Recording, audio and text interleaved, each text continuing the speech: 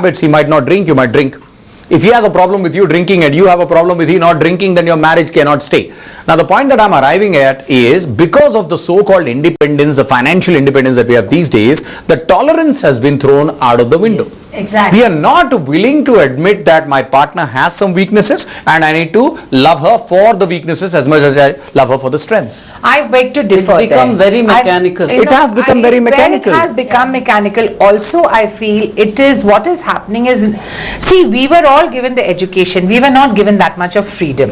Okay, the type of freedom that my children have today, even though I came from a hugely emancipated family, I still didn't have that type of freedom. It was quite a struggle to get married, more because we were so young, I must admit. Okay, because my parents are very emancipated, so were his. But the fact here remains is that, you know, even with the I was always financially independent. That was not the case. I think what happens is, with the way life is going on now, and women also having to work as hard. My daughter puts in 12 to 14 hours a day. My son comes in little earlier than she does, you know.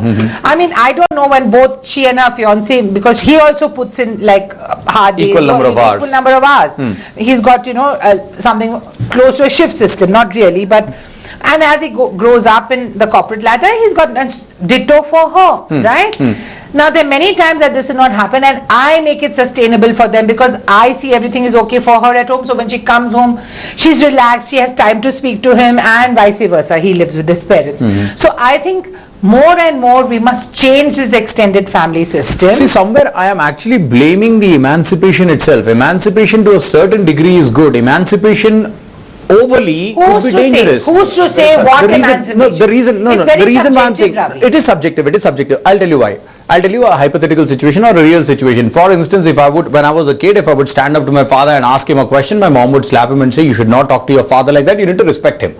Mind you, because she did it when I was 2 or 3, I still have the same amount of respect for my father.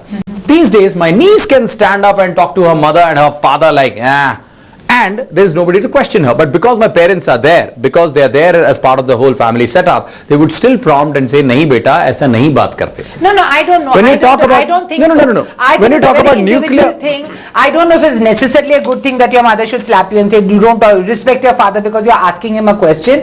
The fact is how you ask the question. Ravi, we are in a world today where it's very the different. people who have talked about empowerment of anything have ended up in a situation where the Christmas gift asked by 10% of the children, Christmas gift asked by 10% of the children today is a dad. In the Christmas gift list, the top one is they want a dad. That is the level of a new one or the original one. Yeah, they want some dad. No, that can be only original. So the fact is, obviously it comes to from another point where there's too much of anything. That's why they say when you have freedom or when you have democracy, you know, you can ask for your rights and you can demand for your freedom, but there's a certain responsibilities that go along with it. But the problem is, see, I'll tell you what, I have got a different view when it comes to freedom. I think till the time you are under the supervision of your parents and all, they know what is right for you, they know what is wrong for you. So as much as you talk about individuality and all, I think you also need to respect the fact that they are the ones who brought you onto the planet. Exactly. So if your father slaps you, it's perfectly all right. See, what it is. The reason why I'm talking about it, Ruby, is because of this only you have got teenagers indulging in porn and going and getting into drugs and so on and so forth. Let me tell you, I'm sorry to say, please let me, though I do not disagree with what you're saying, but I don't think it's a black and white situation like you're saying. In fact, the more strictly brought up the children are, the more wild they are. When I was, one second, let me also give you an example. When I was in college, I was one of the first girls to take a car to college. Nobody in Mounts took a car. There no was surprises me. there. Okay, I took a car to college. Okay, first thing. And I drove like from my farm, which was 25 kilometers away.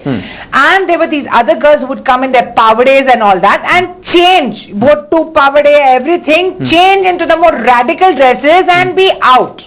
Okay, of the gate, before you can say Jack Robinson, have the wildest affairs and do everything, because they were really came from very, very strict backgrounds. Oh, yo, appa means, amma means, that is very conservative. That is very dangerous. I'm talking about the same thing. I was brought up very lovingly, and I told Imi the same thing.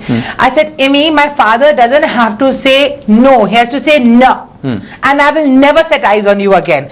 So that is my respect and my love for my father. Right. Okay, if he told me the sun was upside down, I would fight tooth and nail for it. So the fact is, respect, emancipation, all comes from different ways. Right, different Not ways of handling different it. ways, I'm not but saying that the you fact got is to be that strict to it the extent has that you to be suffocate the child. imparted. But I think there has to be a fine balance. You know, and that is individual bringing up. Your sister was brought up the same way, but she lets her child talk the same. That's her individuality, which is right, wrong, which in the future you will see.